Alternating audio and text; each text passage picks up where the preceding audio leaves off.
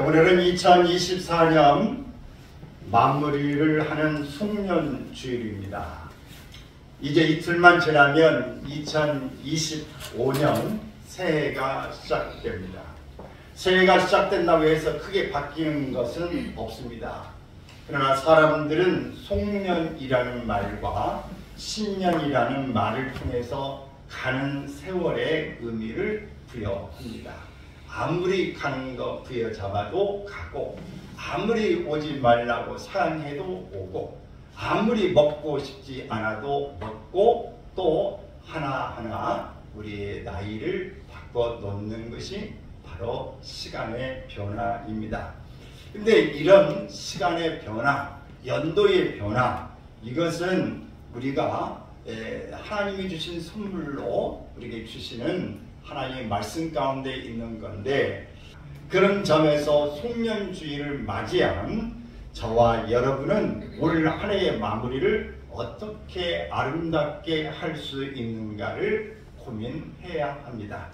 그래서 이 새해를 힘차게 멋지게 우리가 운비 쭉 날아오르는 그런 해로 삼기를 바라는 것입니다. 2024년 우리가 신년 첫 예배 또 신년주일을 맞이했던 것이 그렇게 먼 시간이 아닌 것 같은데, 오늘 마지막 송년주일을 드리고 있는 것입니다. 학교에 입학하면 반드시 있는 것, 죽지 않으면 입학과 함께 졸업식이 있습니다. 심으면 반드시 거두는 때가 있습니다. 우리의 인생을 시작할 때가 있었듯이 우리의 인생이 끝날 때가 있습니다. 인생은 이런 시작과 끝을 반복하면서 마지막 인생의 종착역을 향해서 계속 우리의 삶이 끝날 때까지 반복하고 있는 것입니다. 우리의 인생은 바로 그 종착을 향해서 나아가는 여정인 것입니다. 그 과정에서 수많은 시작과 끝을 반복하는데 그 반복을 그저 의미 없이 보내서는 안 되는 것입니다. 잘못된 것을 돌아보고 새롭게 다짐도 해보고 결단을 하면서 더 발전적으로 살아가야 하는 것입니다. 그래야 발전이 있어요. 한 걸음 더 앞으로 내딛고 나아갈 수 있습니다. 성장도 하고 성숙도 하고 열매도 맺게 되는 것입니다. 그런 점에서 송년주일을 지킨다는 것은 또 한 번의 기회요 축복이라 아니할 수 없습니다. 오늘 본문은 사무엘 제사장 시절에 이스라엘이 블레셋을 크게 이기고 승리하는 내용을 담고 있습니다. 엘리 제사장 시절에 제사장의 아들들이 하나님 앞에 크게 잘못함으로 인해서 이스라엘은 어려움을 겪게 되고 블레셋과의 전투에서 많은 사상자가 나고 마침내 법궤까지 빼앗기는 엄청난 사건이 이루어졌습니다. 이렇게 최악의 상황에 떨어지는 이 일을 통해서 이스라엘은 낭망에 있고 힘든 시간을 겪게 되어집니다. 다행히 법궤는 하나님의 개입으로 블레셋인이 자기의 각 지방의 법궤를 옮겨 놓을 때마다 거기에 재앙이 퍼져가므로 그 법궤를 더 이상 우리나라에 두어서는 큰 피해가 일어날 것을 우려하여 이제 새 수레와 이제 전나는 두 암소를 이제 통해서 법궤를 이스라엘 땅에 다시 돌려보냈습니다. 이렇게 법궤가 산속에 있는 아비나답의 집에서 25년 동안에 머물고 있는 것입니다. 이럴 때에 이스라엘 사람들은 이 하나님의 법궤, 하나님의 임재의 상징인 이 법궤를 사모합니다. 하나님이 다시 우리에게 오셔서 우리를 다스려 달라고 하는 간절한 염원이 있게 되어지는 것이죠. 이렇게 이스라엘 족속이 하나님을 사모하는 그런 일을 통해서 사무엘은 이스라엘 모든 사람들을 미스바라고 하는 곳에 모여서 성회를 열게 됩니다. 바로 미스바 대성회, 바로 회개의 역사가 일어나게 되어진 것입니다. 회개가 무엇입니까? 이스라엘이 이스라엘이 하나님만이 아니라 이방신을 섬기는 아사소를 섬기는 그 일을 통해서 다시 하나님만 우리가 섬기겠다고 하는 그런 결단으로 나오는 시간인 것입니다. 이런 상황의 가운데 그런데 문제가 생겼습니다.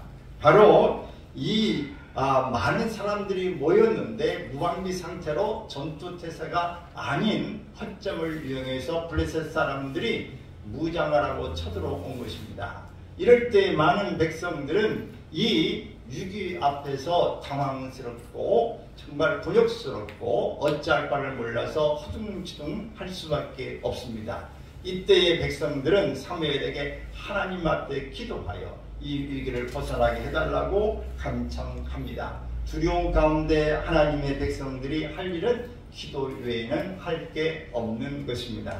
사무엘 선지자가 하나님께 온전한 번제를 드렸다고 했습니다.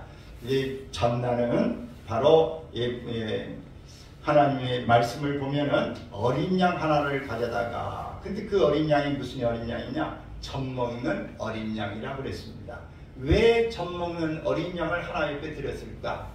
큰 양보다도 돈을 아끼려고 그랬을까? 결코 그런 일은 아니죠. 이 부분에 대해서 저는 묵상해 보면서 왜 사무엘이 이런 선택을 했을까 할 때, 젖을 먹는 어린 양은 엄마가 없으면은 이 젖을 먹지 못하면 살지 못합니다.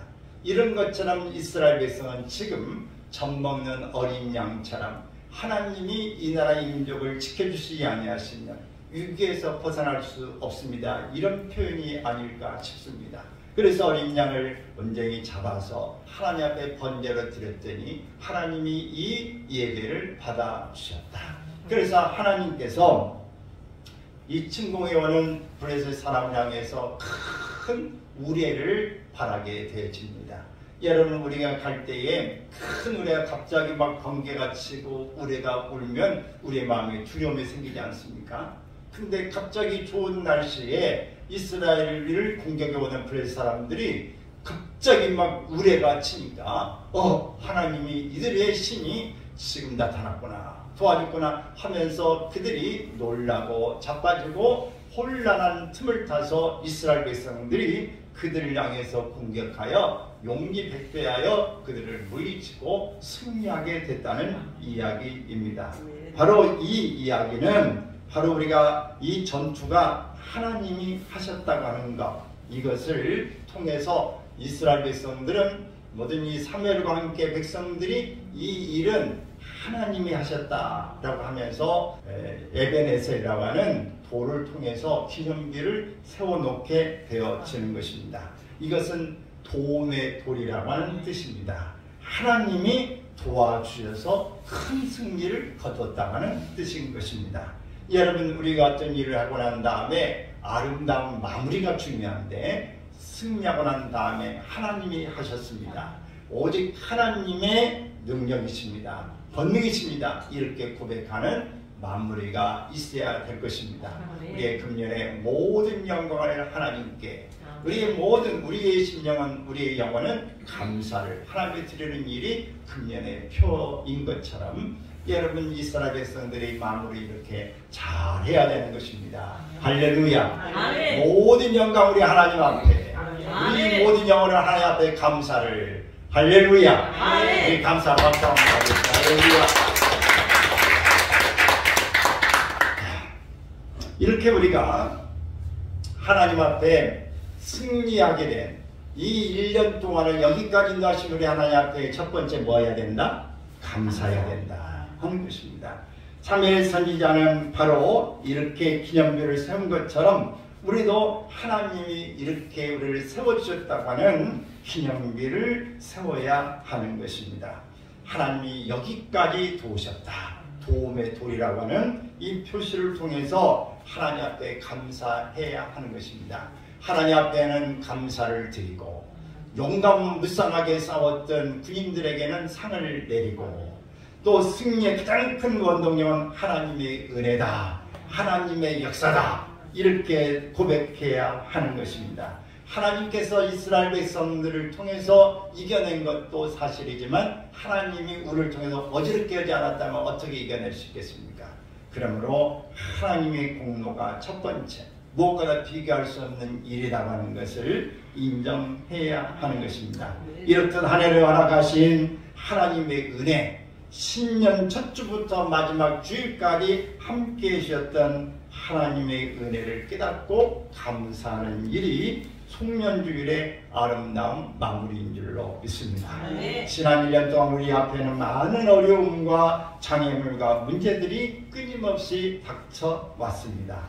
이 세파를 이기고 이 자리에서 송년주일을 지킬 수 있다는 것은 결코 우리의 힘으로 잘해서가 아닙니다. 당연한 결과도 아닙니다. 오직 하나님의 은혜인 것입니다.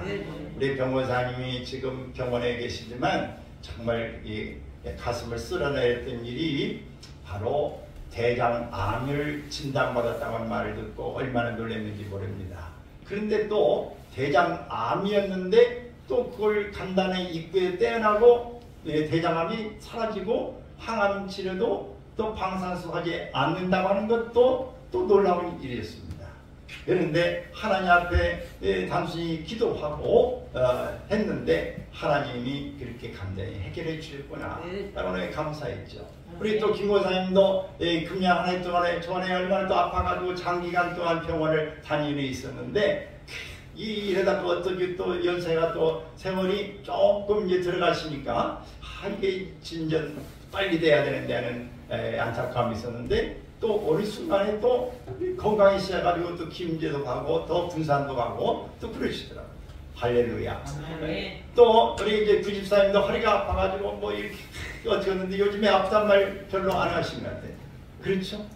많이 좋아졌어요. 이 집사님 어떻습니까? 이 집사님도 그냥 뭐가 나고 뭐 힘들어가지고 하더니 지금은 괜찮으시고 감사하게. 오늘 여기에서 이런저런 일들의 아픔도 있고 힘든 문제들이 있었던 분들이 있을 겁니다. 근데 여러 직장에 대한 문제도 고민하고 갈등하는 사람도 있었고 또 아픔으로 병원도 입원하고 있는 사람도 있고 여러 모습으로 그냥 또 감기가 콧물에 나와가지고 힘들다고 어떤 사람은 앞쪽에 있는 사람은 또 오래도록 콜록콜록 학교 가서도 막 마이크를 가지고 다니는 사람도 있고 하는데 어느 순간에 또 괜찮아진 거예요. 우리가 지나고 보면 이 모든 일들에 하나님이 해주셨다. 할렐루야. 그냥 교통사고가 났는데 살짝 부딪히고 용돈이 급했는데 용돈을 또 받았다. 참 이래저래 하나님이 어쨌든 하시는 일이다. 여러분 우리가 생각해보면 하나님이 보호해 주셨고 안전하게 지켜주셨고 건강으로 인도해 주셨다. 풍성한 축복을 허락해 주셨다. 그 은혜와 사랑에 진심으로 감사하는 이런 마무리의 모습이 되어지기를 바랍니다. 우리 두 번째는 우리가 이 한 해를 마무리할 때 빠지지 말아야 될 게 회개입니다. 회개. 본문에 나오는 미스바 대성의 가장 핵심적인 일은 회개하는 일이었다. 사무엘 선지자는 여호와를 사모하는 온 족속을 위해서 뭐라고 말했는가? 시작. 너희가 전심으로 여호와께 돌아오려거든 이방 신들과 아스타롯을 너희 중에서 제거하고 너희 마음을 여호와께로 향하여 그만을 섬기라. 너희가 진정으로 회개하려면 돌아오려면 돌이키려면 이방 신들을 버려라. 아스타롯을 너희 중에서 제거해라. 너희 마음을 바꾸어서 여호와께로 향하라. 그만을 섬겨라. 이렇게 말하는 것입니다. 이것이 진정한 뭐다? 회개다 라고 하는 것입니다. 이스라엘 백성들은 철저하게 회개하고 이제는 하나님 앞에 하나님만 섬기겠다고 다짐하는 미스바 성회를 개최했던 것입니다. 그래서 6절의 말씀을 보면 그날 종일 그들이 금식하고 우리가 여호와께 범죄하였나이다 라고 회개하는 것입니다. 지난 날을 돌아보며 회개하는 것이 아름다운 마무리입니다. 회개 없이는 아름다운 마무리를 할 수 없습니다. 그러므로 우리는 어떤 행사를 마치고 나면 반드시 행사 마무리 결산을 해야 합니다. 예산을 얼마 들어갔고 우리가 어떤 일을 했고 어떤 일은 잘 됐고 어떤 일은 못 되었다. 못된 일은 왜 못됐는가를 우리가 다 파악해놔야 다음에 할 때 이런 실수를 반복하지 않는 것입니다. 근데 이렇게 결론 내지 못하면 그 반복하는 일이 생겨나기 때문에 항상 행사하고 난 다음에 주의 일을 정리할 필요가 있습니다. 우리가 한 해를 마무리할 때 한 해를 살아왔던 시간을 돌아보면서 뭐가 잘못됐는지를 회개함으로 새롭게 우리가 청산할 걸 청산하고 새로운 모습으로 다짐하여 나아갈 때 실수를 반복을 이제 하지 않고 실수를 크게 좀 줄여낼 수 있는 길이 되어지는 것입니다. 그러므로 사랑하는 여러분, 우리가 하나님 앞에 회개하는 일은 정말 중요하다.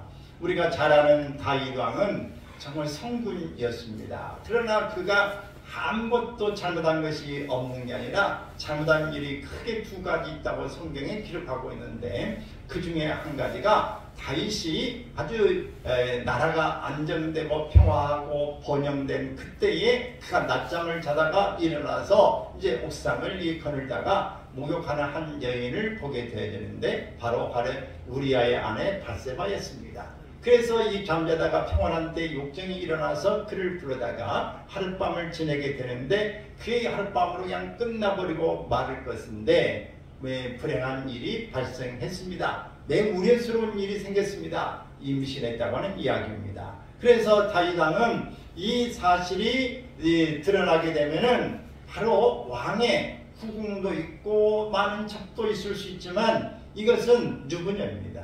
바로 이 신하의 아내를 범한 것은 매우 부적절한 일로 정말 불명예스러운 일이 되어질 것을 우려해서 두려워해서 그의 남편을 전쟁하고 있는 통에서 불러드립니다. 그래서 그에게 캐치하면서 상황도 듣고 이제 너는 집에 들어가서 이제 좀 휴식을 취해라. 근데 그가 들어가지 않습니다. 우리야 이 장군은 바로 그 지금 전쟁하고 있는 모든 상사도 있고 또 동료도 있고 부하들은 지금 전쟁 통해서 힘들게 있는데 나 혼자 어떻게 집에 가서 편히 쉬리까? 안 들어갑니다. 하루에 그 다음날 다시 술을 진탕 내리고 해서 술김에 들어가도록 했지만 또 들어가지 않습니다. 그게 다윗 왕은 실패했죠. 그래서 편지를 써서 보냅니다. 바로 우리아를 전쟁이 가장 심한 적군의 성 밑에 보내라. 그래서 그를 죽게 하라라고 명을 내립니다. 그래서 이 장군은 바로 우리아를 그렇게 성 밑에 아주 근접해서 적들의 살상을 받을 수 있는 밑에 보내게 돼서 죽게 만듭니다. 이제 모든 일은 끝나버린 것 같았습니다. 이 모든 것은 소문날 일도 없고 이제 모든 것은 여기에 끝난다 싶었는데 선지자가 나타나서 다윗에게 당신이 바로 이 큰 부잣집에 양이 있는데 손님이 찾아왔을 때에 그 자기 양을 아끼고 한 마리를 자기의 모든 자녀처럼 아끼는데 그 양을 잡아다가 이제 손님을 대접했다. 그래서 저런 나쁜 놈이 있느냐? 저놈을 당장 잡아들여라. 그러면 이제 죽여야 되지 않겠느냐? 그럴 때 바로 당신이 바로 그 부자에 속합니다. 그것은 바로 이 당신의 많은 아내들이 있고 많은 이제 적들이 있을 수 있지만 이 하나밖에 없는 그 우리아의 아내를 당신이 취했으니 바로 당신입니다. 그럴 때 그 말을 듣고 다윗은 저놈을 죽여라. 이렇게 해서 이것은 사실이 아니다. 그리고 이것은 내가 우리아의 아내 바세바를 꼬여댄 게 아니라 그 대낮에 그 사람들이 볼 수 있는 데서 목욕하는 저 여인의 유혹 때문에 넘어간 것이 나는 피해자다. 이렇게 말할 수도 있는데 이 다윗은 손자의 말을 듣고 즉시로 그는 회개했습니다. 뭐라고 얘기했을까요? 내가 여호와께 죄를 범하였노라. 이렇게 나단 선지자에게 이야기하는 것입니다. 그러므로 이 회개를 하나님 앞에 하게 될 때 하나님께서 나단 선지자를 통해서 다 당신의 죄를 사하셨다. 당신이 죽지 아니한다 라고 말했습니다. 그러나 내 집안에 이 일이 용서된 건 아니다. 끊이 용서는 하지만 그러나 이 대가는 혹독하게 치러질 것을 이야기하는 것입니다. 그러므로 얼마나 이 다윗의 자녀들 가운데 그 왕자를 죽이고 그도 강간하고 이런 반란을 일으키고 이런 일들이 생겨나게 되어집니까? 바로 이런 악습이 일어나게 됐습니다. 그러므로 우리가 하나님 앞에 범죄하지 말아야 될 것이지만 범죄했다 하더라도 하나님 앞에 반드시 해야 될 게 뭡니까? 회개다라고 하는 사실입니다. 사랑하는 여러분, 우리가 하나님 앞에서 꼭 송년주를 맞이해서 아름다운 마무리를 하기 위해서 회개가 필요하다. 지나간 일이니까 다 끝났다고 생각하지 마시고 하나님 앞에 부족했고 잘못했던 일들을 회개할 수 있기를 바랍니다. 사랑하는 남편에게, 아내에게, 가족에게 잘못했다고 회개하고 사과하시기 바랍니다. 또 직장의 동료에게 잘못했다고, 상사에게 잘못했다고 용서를 빌기를 바랍니다. 회개할 때 죄의 무거운 짐을 내년까지 갖고 가지 않기 때문입니다. 여러분, 혹시라도 마음에 걸리는 사람들이 직장이든 어디든 있으면은 차라도 한 잔 사시면서 우리 섭섭한 거 있으면 다 용서해 주시고 제 부정한 소치입니다. 이렇게 여러분이 말하면 맹가하는 것은 다 해결됩니다. 가볍게 새로운 관계를 여러분 열어갈 수 있기를 바랍니다. 성령님께서 생각나게 하시고 기억나게 하시는 죄들을 철저하게 회개함으로 2024년을 아름답게 마무리할 수 있기를 바라고 2025년 신년 기도 제목과 함께 2024년 회개의 이 모든 기도 제목들을 여러분이 이제 내일 모레 작성해서 이제 송구영신 예배에 해결되시기를 바랍니다.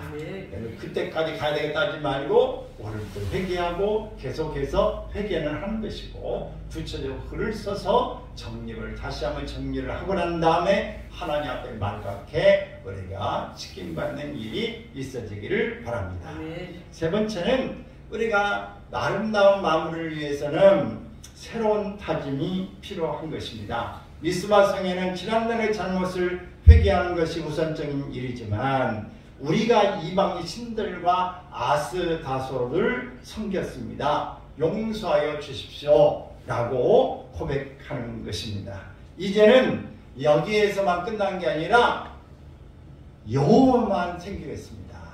우리가 여호와만 끝까지 섬기겠습니다. 이런 다짐과 결단이 있어야 합니다.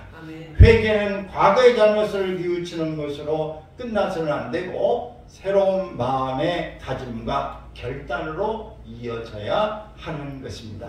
삭개오는 예수님을 만나고 자신의 재산의 반을 가난한 자들에게 주고 혹 토색한 것이 있으면 4배나 갚겠다고 말했습니다.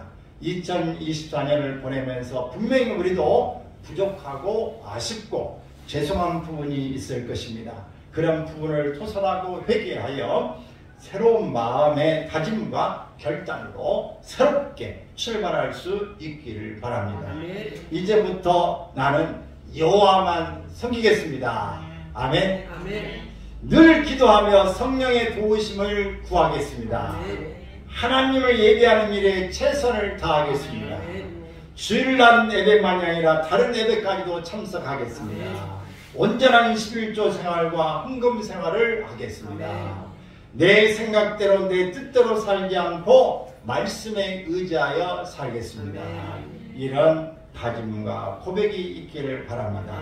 이것이 왜 중요한지 아시겠습니까? 이렇게 여호와만 섬기면 어떤 강대한 국가 앞에서도 하나님의 보호하심과 승리하심을 경험할 수 있기 때문에 그렇습니다. 오늘 브레셋과의 전쟁에서 이스라엘이 승리한 것이 바로 이 사실을 증거하고 있는데 우리는 매일매일 세상에 나가서 영적 전투를 하는 삶입니다. 브레셋과 같은 이 갑작스럽게 우리에 다가오는 이런 돌발 사건도 돌발 사고도 일어날 수 있고 우리에게 갑자기 엉뚱한 생각이 일어날 때도 있습니다. 이럴 때마다 우리가 이겨낼 수 있는 일은 하나님의 도우심으로만 가능하기 때문에 우리가 먼저 그의 나라와 그의 의를 구하는 일이 가장 먼저 필요한 것입니다. 이렇게 할 때 우리가 승리할 수 있고 축복의 주인공이 되어지는 것입니다.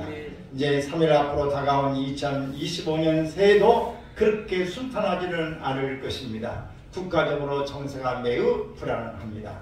또 특히 경제에 있어서도 국내적으로 변수가 많아서 이제 국가 경제가 어려워지면 개인의 삶도 가정 경제도 어려워질 것은 불을 보듯 뻔합니다. 그러므로 여러 어려운 여건들이 우리에게 올 거기 때문에 국가를 위해서도 우리 자신을 위해서도 또 가정을 위해서도 먼 때보다도 많이 기도해야 될 때인 줄로 믿습니다.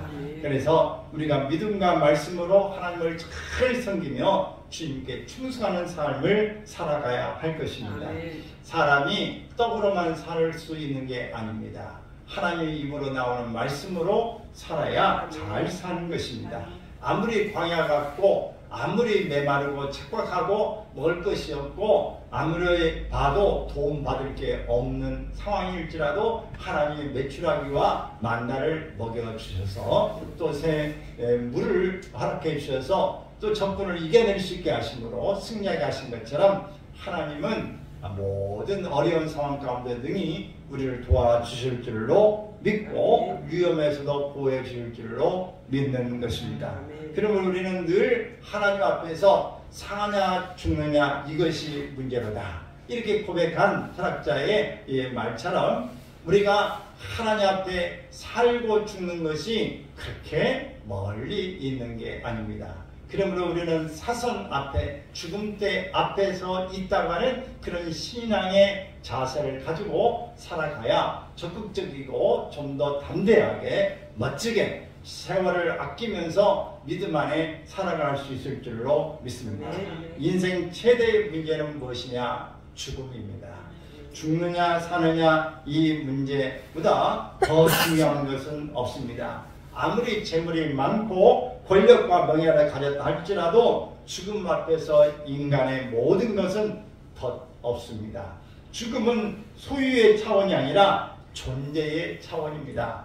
그러므로 인간은 그가 가진 어떤 것과도 삶 또는 죽음의 선택과 바꿀 수 없는 것입니다. 그러므로 죽음이라는 운명의 관문을 통과해 본 사람은 인생과 세계의 관문을 다 통과해 본 것과 다름없습니다. 예수 그리스도가 위대한 것도 이 세상에 어느 누구도 통과해보지 못한 존재의 마지막 관문이 죽음을 지나서 부활하신 까닭입니다. 인간은 죽음 앞에서 엄숙해지지 않을 수 없습니다. 특정한 순간에 죽기로 예정되어 있는 사람은 그 운명의 이 관문 앞에서 인생의 모든 것을 결산해야 합니다. 다시 살 수만 있다면 그 결산의 경험, 장엄하고도 엄숙한 죽음의 체험만큼 인간을 성숙시키고 새로운 존재로 변화시킬 수 있는 방법은 없을 것입니다. 저도 지난번에 이 건강검진을 받고 이 대장암 검진은 그냥 2년 전에 받아서 그냥 이번에는 받는 것도 좀 검사하는 게 좀 겁나는 것도 있고 그랬잖아요. 그래서 이번에는 그냥 한다고 했다가 빼버렸어요. 그래서 이제 병검사만 체변검사만 넣어놨는데 다른 건 검사하고 나면 다 괜찮았는데 체변검사에 피가 조금 보입니다. 양성입니다. 이런 말이 들려서 대장암 검진을 해야 돼. 근데 뭐 제가 생각해도 뭐 안 해도 될 것 같았지만 찝찝하잖아요. 그러니까 그걸 이제 양성이라고 하니까 제가 별건 없지만 그래도 혹시 몰라서 검색을 해봤어요. 그 양성이 대장암으로 확률될 퍼센트는 얼마인가? 3% 정도 돼요. 내가 받은 이건 아닌데 그래도 그냥 뭐 양성만이 나오면 공짜이기도 하고 또 찝찝하니까 검사를 해보자. 그래서 해봤는데 지난주간에 우리가 금요일에 이렇게 해뒀는데 용종 2개만 조그마한 거 떼내고 별것 아닌 걸로 판명이 됐어요. 그러니까 이게 별거 아닌 거 나왔지만은 그게 될 때까지 나에게도 올 수도 있다. 늘 그런 생각을 했지만은 언제든지 나에게도 암은 찾아올 수 있고 언제든지 죽음은 찾아올 수 있다고 하는 것을 다시 한번 또 생각해 보게 되어졌습니다. 여러분, 우리의 이 삶에 사선을 늘 넘나드는 그 사람들의 인생관과 세계관이 달라지게 되어지는데, 우리나라의 해방 이후에 한국 역사를 주름잡은 많은 이들이 어떤 사람들인지 압니까? 월남한 사람들이에요. 북한에서 남쪽으로 내려온 사람들이 다 주름을 잡은 사람들이에요. 그들은 38선을 넘고 사선을 넘었습니다. 죽음의 문턱에까지 이르러 보았기 때문에 기업을 해도 무언가 달라서 최고의 기업가가 됩니다. 경제는 물론 정치, 문학이나 예술, 학문, 군대, 심지어 교회에 이르기까지 사선을 넘어 올라간 이들은 자기 분야에서 최고의 경지에 이르고 있습니다. 경우는 조금 다르지만 지금 이제 작고하신 조영계 목사님도 그분이 정말 그 폐병 3기가 들어가지고 그 당시에는 뭐 의학이 발달되지 않을 때니까 살 수 없어요. 근데 하나님께서 치료해 주심으로 이 폐병 3기에서 완전히 나음을 입었어요. 그래서 연세가 상당히 될 때까지 살아계시다가 소천하시지 않습니까? 그래서 그는 내가 사는 것은 이제 내게 생명이 있으면 누구의 은혜라? 주님의 은혜다. 이렇게 고백한 거예요. 그래서 큰 생명의 주님의 은혜라고 고백하면 더 열정적으로 그렇게 하나님 앞에 살았다가는 사실입니다. 마틴 루터라고 하는 사람, 우리가 잘 아시죠? 종교개혁을 일으켰던 사람인데, 그가 대학 시절에 이 간발의 차이로 죽음을 피할 수 있었습니다. 하늘로부터 소나기가 내리고 천둥과 이 벼락이 내리치는데 함께 길을 가던 친구는 벼락을 맞아서 직사해버렸어요. 자신은 살아남은 체험을 가지고 있습니다. 여러분 같으면 어떻겠어요? 함께 지금 대학을 하는 친구가 함께 길을 가다가 벼락과 천둥이 치는데 친구만 죽어버렸어요. 앞에서. 나는 살았어요. 여러분, 이 사실을 통해서 그는 삶과 죽음이 지척에 아주 가까이 있다고 하는 사실을 깨달았습니다. 그리고 무릎을 꿇고 기도한 후 인생을 180도 전환하여 수도원으로 들어갔습니다. 2000년 전 교회사에 찬란하게 빛나는 마틴 루터의 종교교회 개혁의 놀라운 신도 따지고 보면 그 근원은 죽음의 관문을 통과한 데 있는 것입니다. 사선을 넘나드는 사람, 사경을 헤매본 사람은 거기서 벗어난 후에 자기 목숨은 이미 죽은 것이라고 여기고 있기 때문에 그가 살고 있는 인생을 덤으로 얻은 새로운 삶이라고 믿고 있는 것입니다. 그렇기 때문에 그는 최선을 다할 수 있고 최고의 능력을 발휘할 수 있습니다. 그렇다고 아무나 의학적으로 죽었다가 살아나는 체험을 할 수도 없고 일부러 죽을 고비를 만들 필요는 없습니다. 그렇지만 신앙생활에서 이 모든 것을 이루게 하는 사건이 있으니 그것이 바로 죽음입니다. 예수 그리스도의 십자가와 죽음을, 부활을 2000년 전 과거의 역사로 알고 믿을 뿐만 아니라 그것을 오늘 나의 사건으로 알고 믿는 것입니다. 예수 그리스도의 십자가 처형 때 나도 이미 죽었다. 그리고 예수 그리스도의 부활도 그분과 함께 내가 부활했다. 이렇게 믿음으로 고백하는 것이 신앙입니다. 이것은 나는 이미 사선을 넘었고 덤으로 얻은 새 삶을 사는데 그 삶의 주인은 누구다? 예수님이다 라는 신앙 고백이 필요한 것입니다. 사도 바울은 바로 이 신앙으로 살았기에 최대의 영광을 얻었습니다. 사선의 신앙으로 살면 위대한 영광에 이르게 됩니다. 갈라디아서 2장 20절의 말씀은 바로 이 고백인 것입니다. 시작. 내가 그리스도와 함께 십자가에 못 박혔나니 그런즉 이제는 내가 산 것이 아니요 오직 내 안에 그리스도께서 사신 것이라. 이제 내가 육체 가운데 사는 것은 나를 사랑하사 나를 위하여 자기 몸을 버리신 하나님의 아들을 믿는 믿음 안에서 사는 것이라. 아멘. 사랑하는 여러분, 2024년을 아름답게 마무리할 수 있기를 바랍니다. 아멘. 지금까지 지켜주시고 인도해 주신 은혜에 진심으로 감사할 수 있기를 바랍니다. 아멘. 부족하고 잘못된 부분을 회개할 수 있기 바랍니다. 아멘. 회개를 바탕으로 새로운 마음과 다짐으로 결단하면서 새해를 맞이할 수 있기를 바랍니다. 아멘. 또 나는 그리스도와 함께 십자가에 죽었고 내가 사는 것은 예수님을 믿는 믿음 안에서 사는 것임을 기억하고 사시기를 바랍니다. 아멘. 아름다운 마무리로 아름다운 새해를 맞이하는 여러분이 될 수 있기를 간절히 축원합니다.